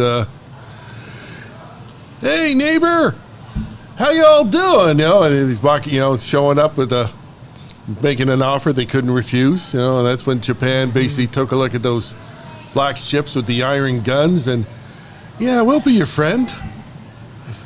So, but they didn't realize the Japanese, they were learning at the same time. So they're adaptable. They're adaptable, and so. Well, what does he want you to ask about in particular? I mean just in general, as you heard the conversation. Oh, that's really as much, right? Yeah. Well, anime has, as we all know, it's taken off in a big way. We talked about this last night. It used to be a real niche thing, as I recall. I remember over the years, watching it progress the 80s and the 90s.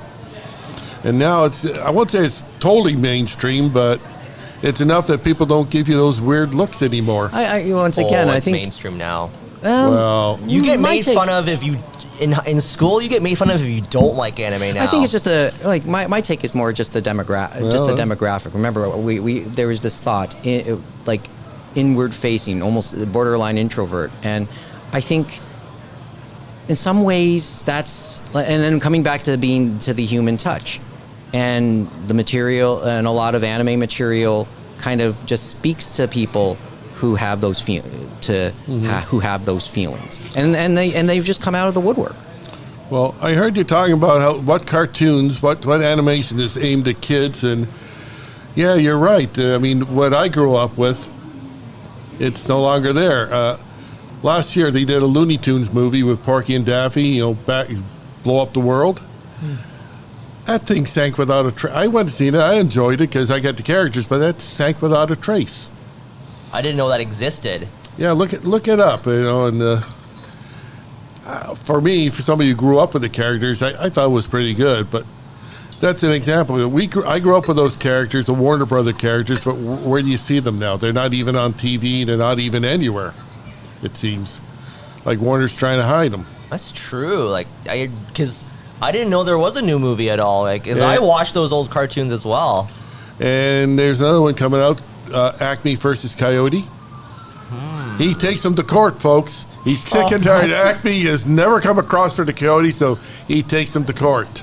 I think John Cena has a role in there as a lawyer. Oh, great. Okay. Yeah, right. Well. Couple of thoughts. I guess there's a thought. There's a few thoughts. Thanks again. By the way, and once again, thanks for letting me do that panel earlier today. I granted it wasn't the greatest attended, but I think I got a lot off my chest on that. That had a big effect. It was when the Japanese consulate in 2000 held a big festival, and once again, I remember I looked at that line and I'm going, God, darn, that was a hell of a lineup they got. That was an all-star of the movies they had. It's like, yeah, it just shows the breadth and scope of anime. Like the list of these movies, they're all theatrical released in Japan. Some of them were released in North America, and it's just wow. You know, just that's how. Like every popular property gets a movie, and some are better than others. Like tonight we showed the latest two My Hero Academias as a double feature. Right now we're showing Spy Family Code White, which did pretty good in the theaters. So, but that one in particular, it was hard. It was hard to get those. The console used a little. Well, good to be who you are, right? Yeah. Well, I wouldn't say most, but they could get the people back home who held the rights, the Japanese rights, to get them shown in over here, because some of them were never licensed or weren't even licensed, or like to do anything with the Studio Ghibli, because Disney had the handle on them. That's true. And getting Disney to do anything, that could like pull in hen's teeth. But when the Japanese back home said, "Hey, hold the Japanese rights, let them show it," so they did. But that was a lot of that. I remember that that was a lot of fun there. So it was. It brought back memories. As I said, I got a little emotional retelling the story. So, well, one my personal, some of the Japanese council, he had invited us back to his condo, his house, where his wife house was there and his daughter, serving us that. And well, for me, you take your shoes off in the Japanese house, right? I take off my shoes. They're size 14. Normally they're very stained and polite, but when they took a look at my shoes, they broke down. They broke the facade, and they're all taking. Him, his wife, and his daughter are all taking turns putting their feet next to my shoes. I'm like, looking at me like, what am I, a Sasquatch here? But because I get that from the people I live with too. So, so anyway, no. But that was fun. But it was fun. It's just the look on their faces. They saw a size, size of shoe like that. It's like, okay, so. Those are good memories. So anything about the Congo? Because it looks like we're running. I'm looking at the crowds from across here because I've been doing this particular right from was it last Saturday, bringing stuff into the hotel, getting things ready, getting it set up for people. Because sometimes you do little work or a lot of work ahead of time. It makes for little work during the event itself. So yeah. Well, yeah. I mean, you guys basically move in for the week, so yeah, literally. Yeah. All right. Okay. Well, but thanks for the thought. Yeah. You want to sit in? We'll go through a couple quick headlines, a couple quick thoughts, to see if I can tell you anything about them. And give a thought. Okay. Crunchyroll's going to be a bit of a whipping boy for the next couple minutes. Okay, I know maybe you don't have to speak to this one, but I know James would. Crunchyroll got to 17 million subscribers. Remember at the beginning of the year we joked 25 and 25. And you said subscribers, right? Yeah. Not paying. But Well, just it seems vague. But what do we make of this one? That they're pushing those other global markets they've talked about. They've talked about India and the subcontinent a lot, and so they've been pushing in there, and they've been doing dubs in there as well. So obviously, maybe they've been making inroads in those other markets like India. Yeah, that made sense because they're one of the last countries. I would say it's probably untapped because you have such a huge population there. I will say, okay, my thought is, okay, remember 25 and 25, who's setting this bar? Is it and in light of the discussion we just had, is it on the American side or is it on the Japanese side? Define what's considered successful here. Is 17 considered a success right now? Depends on, or is it depending on who you depends ask? on who you talk to. Exactly, and that's where I was. But probably that was a very bold goal. I would say probably it came from the American side and stuff like that. And there's discussions, obviously, with Sony about the video game part of who's running that, because it doesn't feel like the Japanese. It feels like it's being run out of California, right? And the percentage, and then I think the percentage of for Sony Entertainment is increasing there too. Oh, and one other thing, and this is also worth mentioning. People are able now to use their PlayStation wallets towards Crunchyroll subscriptions. Oh, that's also part of the revelation. Remember when in the outset when we talked about Sony wanting to further integrate the PlayStation side and their anime, the pillar discussion. I can buy those cards. Yeah, and like you can get at those my grocery store or EB Games, and then I can just plug it. Okay. There you can use that, but it's only on the monthlies, not on an annual at this point, from what I understand. That kills that idea. Well, I mean, I think as far as I know, if I remember correctly, and on top of that, remember, I guess that's a start. But remember, the goal I was always looking at was seeing it more further tied into the PlayStation Plus. But the fact that you can still use your PlayStation wallet, okay, that's a step forward. Yeah. Anyway, sorry, and I know that's a little bit above. Like, you want to add something, or? Well, you gotta remember, Crunchyroll essentially they're just like every soulless corporate entity. Mm-hmm. They're there for one reason and one reason only. They may say they're your friend, but they're not. They're your associate. They just want to see what they can get out of you. But coming back, you get something out of them too. So, well, even a lot of that initial group, like Crunchyroll had a lot of different personalities that were involved, and they're all gone now. I'm not surprised. It's that's it's the way like corporations go. The old days, we would see Lance High School. We'd see like you could name a face to the company from ADV, from Geneon, from all these things. It's like when we would get the Funimation spin absorbed like it was like, remember when back in the day we get company reps and everybody knew the company rep, so and so, but so and so got let go. I said, who? Well, we never got to see him here, or rarely. So, or even Miles from Crunchyroll. But that's he's here. He's here apparently. Miles Alphonse is here. Apparently he's here. Yeah. Oh, I would have wanted to talk to him because his article, his take on it. On his Substack is actually paywalled. I've been told he's on the grounds this year. I would want to pick his brain. Is he still with Crunchy or no? He's not. No, that's the way it goes. I would like to talk with. He left for Anime Limited in the UK, and then I think he's now since left them. He started his own consultancy. I would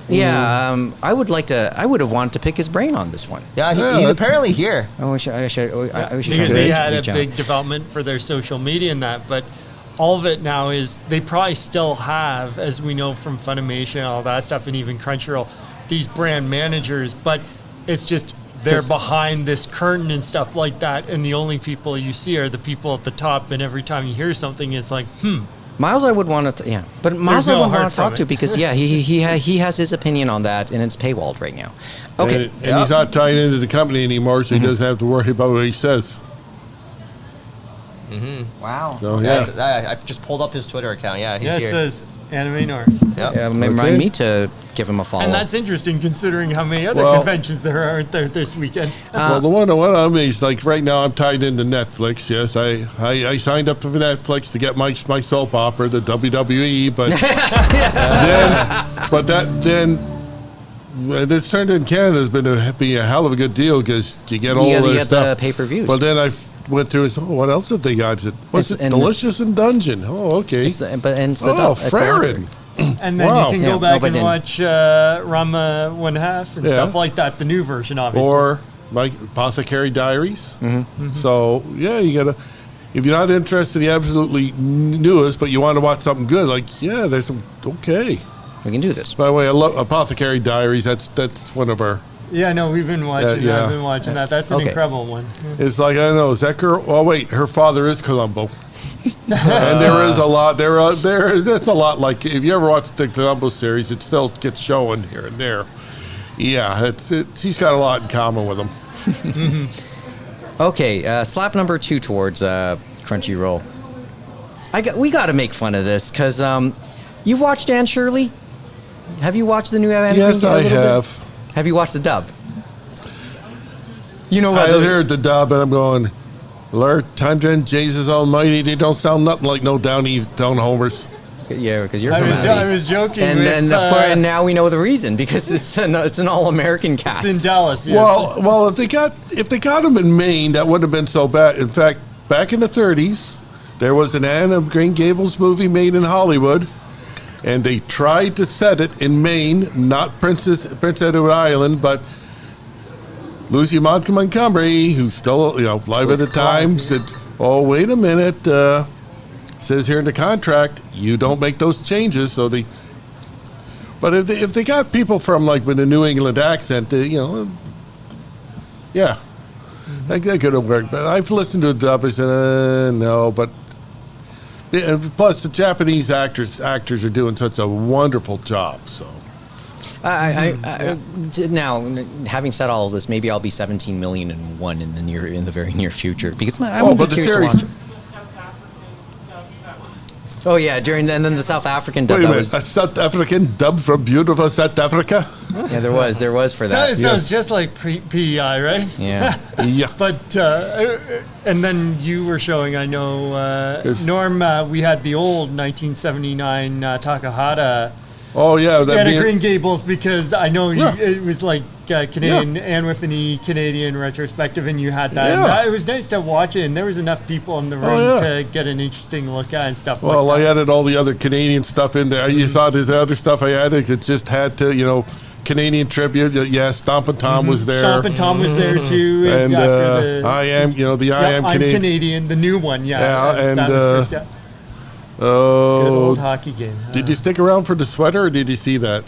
Oh. About a Quebecois kid his mother gets him a new Yep, I sweater. remember that's that a one. classic, Yes, but the and hockey that's a sweater classic is a when you had classic. that one in there Oh, too. And it's like- that one, yeah. I remember the thing when we were younger. Okay, and the stuff like sweater that. I is, remember he's a this kid sweater, from yeah. Quebec, rural Quebec, 1946, when Rocket Richard is the god. And his sweater wears out, so Mama gets him a new sweater from Mr. Eaton's. Guess what sweater he gets? A Leafs jersey, wasn't it? You lucky kid, yes. And other stuff he showed that everything that was Lucy Maud Montgomery, which included Emily and New Moon. Like I said, I grew up with 3 generations of women in my house who all were huge fans of Anna Green Gables and Lucy Maud, so yeah, I'm well aware of it. They had the other one that was Konnichiwa Anne, and before Green Gables, which, little Aunt Shirley, so. Yeah. But you can say we got our Canadian, it's like, you how to put it? You get us mad, you get our Irish up, well, we got our Canadian up, and we're putting stuff to boot, for Canada, because. Despite. Well, you ever seen an angry Canadian? You don't have to go to a hockey game anymore. Well, you there's saw a few, that at a little bit of the going Canadian around. Heritage Mid. Yeah. It's panel. There's some good zingers There's there. some good from, zingers there, yeah. Jesse and did a stuff couple like, good zingers there. And I told you off, remember, we knew it was probably going to be dubbed in the States and stuff like that, but I think it would have been more ironic and hilarious. Imagine that Lucy Maud was from Newfoundland instead of Prince Edward Island and stuff like that, to see them try to do a Newfie accent and stuff like that. That'd be tough enough for us in Canada, you know what I mean? But oh my goodness. That's another one. one. When you do one of those, it's you either do it right or you do it way wrong. So you know what I mean? So. Just do the extremes.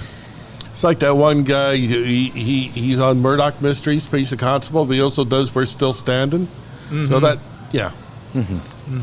But yeah, it's a case of you went to, I don't know if Vancouver Studios is still around. Ocean Studios. Ocean's still around. Ocean, and Jesse had mentioned it before. They could have done a better job. Destruction. Dead Demons Destruction, yes. Yeah. Sorry, that one, it was probably from the Japanese side, but they got Ocean Studios last year to do an English dub for them. And that's the most recent one they have. Well, Americans don't get it. Yeah, there are distinct Canadian accents, not just a maritime. We got one around here. I've been told by my friend Steve comes from Iowa, Eileen and I, we have the definite Ontario farmer's accent. We got that from our parents, so. Toronto, it's Toronto. No, it's Toronto. Toronto. Okay. Same as I hear people call it Glasgow. No, it's Glasgow. All right. So there's that. As I said, I have to. That's one I personally want to check out. And finally, okay, one more item. One more item in brief. And I sent this. I sent the Instagram picture to the others already. YouTuber watches 1,100 plus One Piece episodes in just 24 hours. Alex One, a YouTuber and streamer, has stunned anime fans by watching more than 1,100 episodes of One Piece within just 24 hours. To achieve this feat, Alex set up a room full of screens and played 12 episodes simultaneously. As proof he was genuinely following along, he took and passed a quiz at the end of the marathon. The stunt has since gone viral, sparking debates among fans about dedication, binge watching, and the limits of multitasking. The one thing that already sticks out to me is One Piece has more than 1,100 episodes? Yeah. Wow. I think the other question is how much of that was dubbed, how much of that was subbed? Was there a mix just to add some more spice to it? I actually still don't think it's fully dubbed in English. Or They've did had he to just skip around? Or did he just turn off the sound to look at the pictures? Because how much sensory overload can you take? Yeah. So, by the way, which emergency ward is he in right now? Or is he in a sensory deprivation chamber? Because you go through all that, it's like, dude. No you word. need to go through detox is the question. And the other thing to keep in mind with One Piece nowadays is that they tend to only adapt one chapter per episode. So you have a full 4.5 minute opening sequence, and then the first half of the show covers what happens in the previous episode, and then the second half is the new content. So hundreds of episodes, you can go by it a lot quicker than expected because you can just not watch half of the episode. Yeah, just skip through the credits, skip through the openings, like Or at least not pay attention as it's running. Yeah. So. Yeah. Well, it's been on the go since how long now? Late 90s for the Well, manga. what was this one? There's that used to hold the record was this. Oh God, I can't remember the name now. About most episodes about the anime? little It should still be Sazai-san, yeah. Sazai, yeah. There's another one about little. Yeah, Sazai-san. It's basically started with the. Was it post-war. longest? I think it's longest. Or does Doraemon still have more episodes? I always lost track between I know. those two. But Yeah. who knows? No, well, Sazai-san, by the way, started during I think Japanese occupation of the American occupation of Japan, because some of the episodes, some of the early comics feature American servicemen in that. I mean, there's one where she basically walked across the road, her loaf of bread drops out, and first she go get it, an army truck with a couple of smiling black soldiers in it, run it over, and she's like, But and that would have been about anywhere between 46 to 53, so. But that one was a long running one. But yeah, One Piece, it's been long enough.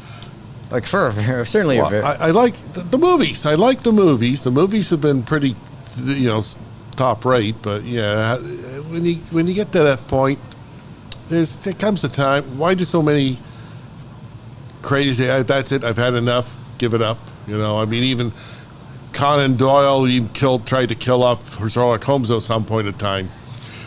Why would Japanese artists, animators, and they'd be the same way? It gets to a point. Toriyama gave it up with the Dragon Ball at one point in time, but I think he was just making too much money for him. So, same with the guy who does One Piece. So, for Oda. Okay, and that's as much as Yeah, that's but Doraemon has more episodes. Okay. But Sazai-san technically is the longest running. yeah, but Doraemon makes sense, especially with Jesus. Murphy, how many movies have they done? It's like all the time, and some of the movies aren't full length; they're maybe 60 minutes or less. So part they would do. You take a movie like that, you put 2 or 3 different movies together to make one big long one. Oh yeah. yeah. But There you go. And that's items I had in brief. Did you want to bring up something, James, or should we just? No, start I was the thinking line? because remember I mentioned about the one thing, since it's in Shonen Jump, obviously they still have a long way for Oda and One Piece to catch up to Kochikame, which is 40 years from 76 to 2016, and it was interesting because Kochikame. this month. So that's the one where it's the police officer in a police box and stuff like that. And the English one is like, this is a police box in front of Kimurai Park in Katashima Ward. But Kame, like, it's now been available starting this month on a YouTube channel Really? for Remos. So it's called Remos. It's anime, and they've started every Friday. So it's on episode 3 right now of releasing it in English. Now that's going to be interesting because it has 367 episodes, 2 movies and a special. So if they're just doing the episodes, they'll probably take them a while because they're doing 1 a week, but it's not dumping in over sensory. But it's interesting to watch because basically started in 76. The anime didn't begin till 1996. Yeah, well, we've actually shown the movie a couple of times. Yeah. So, yeah, that could.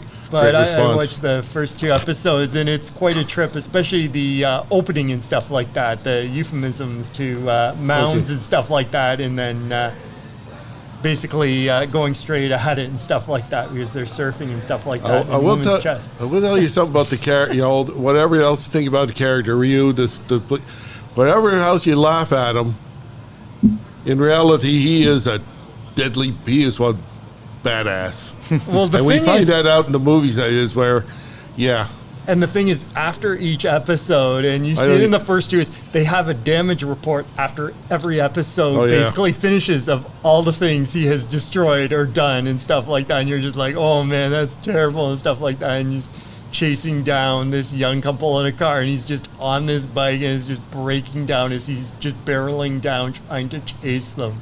And he's always on a scam. He's always trying to find a get-rich scam, and it never works out for him. Yeah. So, but it's interesting, and obviously you have a few ads here and there, but it's nice something if people want to check out without having to pay a subscription, something classic, right? Oh yeah, I mean, just for the weirdness of it that shows up. And it's very episodic, so it's something you could go in at any episode. Mm-hmm. I think that's why it lasted as long as it did. So yeah. Mm-hmm. Okay. Oh, there you go. Thanks, Norm. Okay. All right. And check out the rest of the year. Thank you. As always. Hope we pass the audition again this year. What? Hope we pass the audition. Oh my. No comment. Yeah, don't forget to leave the envelope under the door. Yeah, thanks. Thanks, Norm. And Eileen says, I'll tell Eileen, she says hello. Thank you. Thanks for letting me tell the story one more time, by the way. Talking about One Piece, I remember hearing the story about how there's this kid there who's a huge fan of the series, but unfortunately contracted a terminal illness.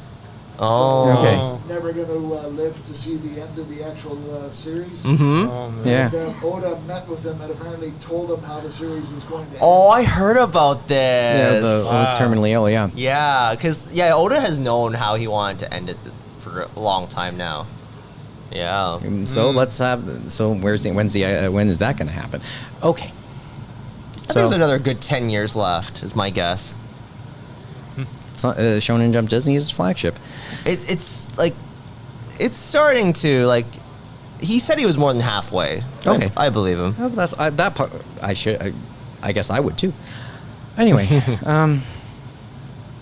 do we end it, or do you want to at least mention our reading or watching list before we go? Or your playing list, which is Yakuza for you. Well, the Yakuza game. And then when I commute to work, I actually am able to do offline viewing of a certain Netflix series. So my watch list also, I'm finally going to try and finish Beastars within the next week. Really? Yeah. Just to get a little bit more recent, I started watching Blue Box like that. And then live action wise, I'll continue. I decided to continue Kyo and Kyoto. So Makanai Sanchi no, Maiko Sanchi no Makanai-san. Makanai-san, yeah. The Makanai. So that's my those are my lists. What's on anything worth mentioning that on your watch or read? Just one thing. I think I mentioned to you, Mike. So there's a bit since it's the spring season. Summer Pockets is on, and that's based off a key visual novel, and that's interesting. Like all their other things, like Canon, like Air, like Clannad. Then Kowloon Generic Romance is basically started this season. That's an interesting one that we had talked about love reading what I've and read the of that. mangaka was at TCAF 2 years ago and stuff like that. And that's an interesting one. I haven't watched the dub yet, but instead of being out of Dallas, I think Bandai Filmworks, which is the one that licensed it to them, basically they're doing that out of California. So that'll be interesting when we get to it. I have been watching Anne Shirley, which is interesting. And so when Norm was talking to us yesterday, it's interesting when you look at the 79 one, all that, it's going following the novel a certain way. This one, it's not like it's missing anything, but definitely is going at a quick pace. But it is beautiful to watch, I have to say. They're What is really this? treating it with respect. Anne Shirley. Oh, okay. Yeah. So Green yeah, Gables. Anna Green Gables. Then, as we said, Apothecary Diaries is continuing. But the one I had mentioned to you, the special mention that if you want to watch on Crunchyroll that many people probably aren't looking at is Catch Me at the Ballpark. It's based off a manga that's running in Kodansha Morning and stuff like that. I think it has 17 volumes, but very episodic. It's like 3 stories per episode, and then it's basically about, it's like slice of life comedy. It's centered around a ballpark, a baseball park.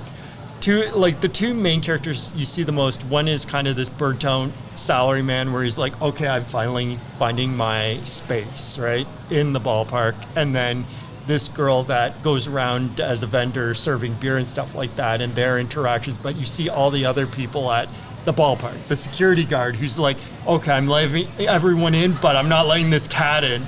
And so someone was joking online, it's like, I wonder if they were inspired about that cat. I think it was at Yankee Stadium when they had the one-off year and the cat got on, they had this delay because they were trying to get a cat off the baseball field.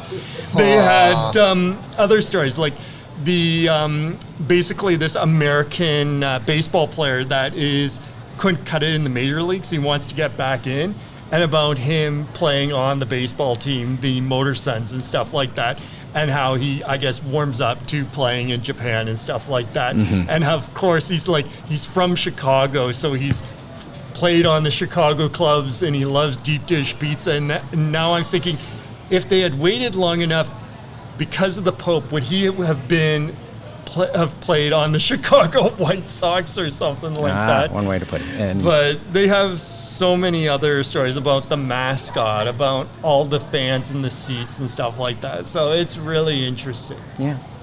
So there's your watch your list. Kevin, one thing, just one thing. If you want that's on that you think is worth a watch, because The last anime I've watched was that GQuuax theatrical release, okay. to be honest. So I haven't been watching a lot of new anime recently. I think we talked about that, didn't we? I feel like we did. Maybe. Either I don't think we have a lot of conversations. like I don't remember if I talked about it in a recording, but I will say I do appreciate how, at least with how that movie was structured, that they're kind of tricking old school Gundam fans into trying to watch something new. Because I don't think it'll be much of a spoiler because it happens in episode 1, but it starts off with a theoretical situation of what if Char took over the RX-78? That's the basics, right? Yeah, Right? That's the basics, and then where it goes from that point. And then you have like all the Evangelion-esque stylistic shots because, you know, Anno's involved with the storytelling and his protege is directing it. But it changes very quickly into another kind of series entirely in a way. Yeah, it does. So I appreciate that approach. Otherwise, with video games, I still playing through Pikmin 4. Although it's been a bit of a hiatus lately because my older niece has not been. She gets a lot of her like playtime taken away recently because of how much she misbehaves. And manga-wise, I've been reading some Haganai actually. Okay. Yeah. No, there you go. Slowly reading through that. Okay. Amy. One or two things. So the only thing currently airing that I've been watching is Vigilantes, so My Hero Academia spin-off, which has been a lot of fun, just because I like world building in general. So it's interesting to see both a prequel and a story that's like really kind of on the peripheries of the sort of shonen tournament laden main series or main story of that series. I like Vigilantes a lot more than the main series, actually. So it's been a lot of fun. Yeah. It's also nice to have like a more active both female protagonist and antagonist, which the main series doesn't have a lot of, as it is a standard shonen series. I really like that main antagonist. Yeah, I agree. She's fun. Yeah. Most of the series that I have been watching were either finished before I started watching them. Like, I just call it Red Ranger Isikai. I don't remember the actual title. And Beastars and Dr. Stone. I'm assuming they're going to have their last little bit soon. It's really sad that two of my favorite series of the last 5 years are both Beastars did do their final season already, I think, so. Yeah. Did they? Did they? Yeah. I think it's the final The season, anime. but it's the first half. Oh, because I The know second yeah. half is for both Beastars and Dr. Stone. The second half is going to be releasing soon. I Okay, don't I know have if to watch, either yeah. of them have a date. But I'm still going through first part of final season, so. It's exciting, but also, all my favorite shows are gone. I mean, I read the manga a few years ago, so I have an idea how it'll end, but You know exactly how it will end. It's a little blurry, but a couple years Very later, rarely it's does manga deviate that much. it's a little blurry now, but so I wouldn't mind. So I'll be curious to see it again played out. But there you go. I guess so. We'll see. I mean, I'm just looking forward to that when it finally does. When I'm able to finally finish it, and we're getting somewhere. I have to finish reading the Vigilantes manga. I'm like 3/4 of the way through, and then something happened. I just fell off because I just fell off on a lot of my Shonen Jump reading at that point. Yeah. Anyway, that's as much. Well, that was fun. We're over 2 hours. I guess we have to end, right? Knew we would get to 2 hours. Oh well, can't win them all. Were you waiting for the sun to come up, Kevin? No. At some point. We're gonna try to get out of the parking lot. I can't Anyway. go to bed so before starting a new job, I had such horrid sleeping hours, and even now, I sleep earlier, but I don't get more sleep. Well, so. look, that's a fool's game, because no matter how hard you try to be earlier than usual, you always seem to get to where you need to be. Like I say this from about work. No matter how early I am, somehow, I always seem to get there at the same time, and it's usually cutting it. So. Yep. That's No matter how much. I know why I am the way I am. Yeah. And I know why the TTC now is the way it is. Okay. Oh, don't get me started. Oh my god. Well, let me go with one more final insult then, okay? I wonder if it's any better or worse than OC Transpo in Ottawa. I honestly think it's a little worse. No, as here is a little worse than OC Transpo. Yeah. Granted, haven't lived in Ottawa, but I look at how the whole Young Eglinton line is going, and apparently the grapevine rumor of why it's still not built is that they hit a water tower at some point on there. So they have this never-ending issue of they can't plug up the water. That's the latest rumor? Or grapevine? This has been a rumor for months and months now. This is what, and they can't announce this because our fat-ass premier won't let anybody from within talk about it. Because I think there's still a publication ban on those kinds of things. Yeah. Anyway. Yeah, I will say that OC Just- Transpo is so the OC Transpo. so they're already teenagers. So kids who were born the year that they started building that will probably be in university by the time it's done. Anyway. Yep. So let's. I guess we should end it off. I have a thought though. I'll do a final insult. Oh, you're doing final insults. No, I'll do one. No, he's doing one. Just because I'm not asking you to do. Well, no, that might as well have been a final insult for me anyway. Anyway, but I'll do a parting shot. So, and it sticks with a theme today. Okay. At the end of the Access Japan panel today, I mentioned a little bit about how anime fans don't really need to wonder about their place in the world, but be encouraged by the idea they can help lead it. Okay. But can I level with you? Go for it. Okay. In the process of making the panel, I've been wondering about my own place in fandom. I haven't hidden the fact that since we returned in 2018, I've pretty much let the rest of the anime fan world pass me by. And at points, I feel lost within it. Remember last episode, I talked a little bit about my best friend showing me his daughter's sketches and asking me who some of these characters were?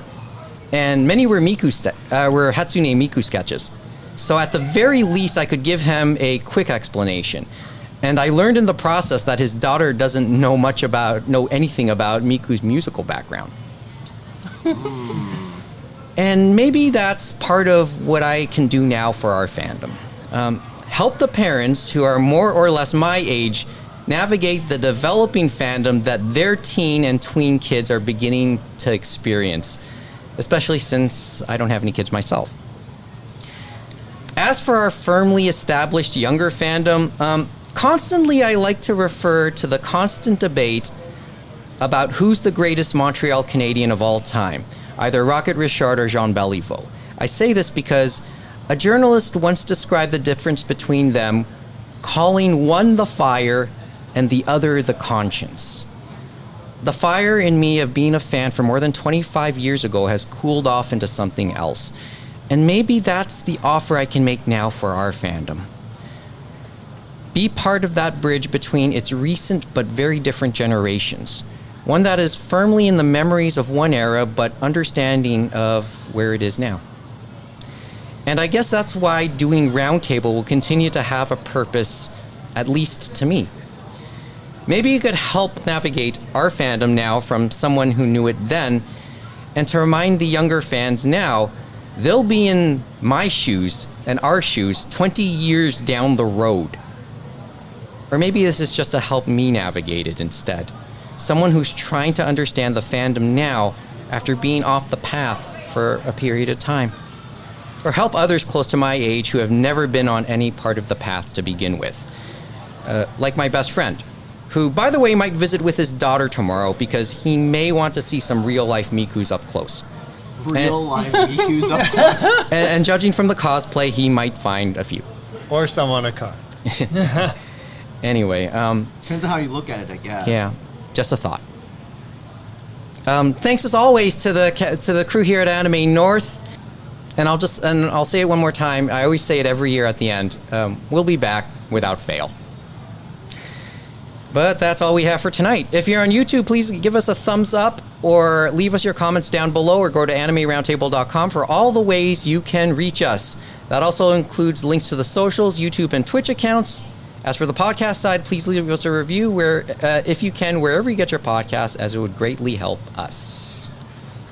Yeah, those 5-star reviews would be really wonderful, or if anything, just let other people know that we exist, or even just let us know that you'd exist, because it's always good to know that you exist out there. Hello, I know you're there. I can see your breath.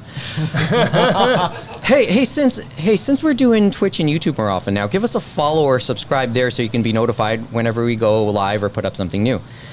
And also, if you have a Spotify account, please check out the Anime Roundtable playlist for a list of music, again, based on things we've mentioned on this show.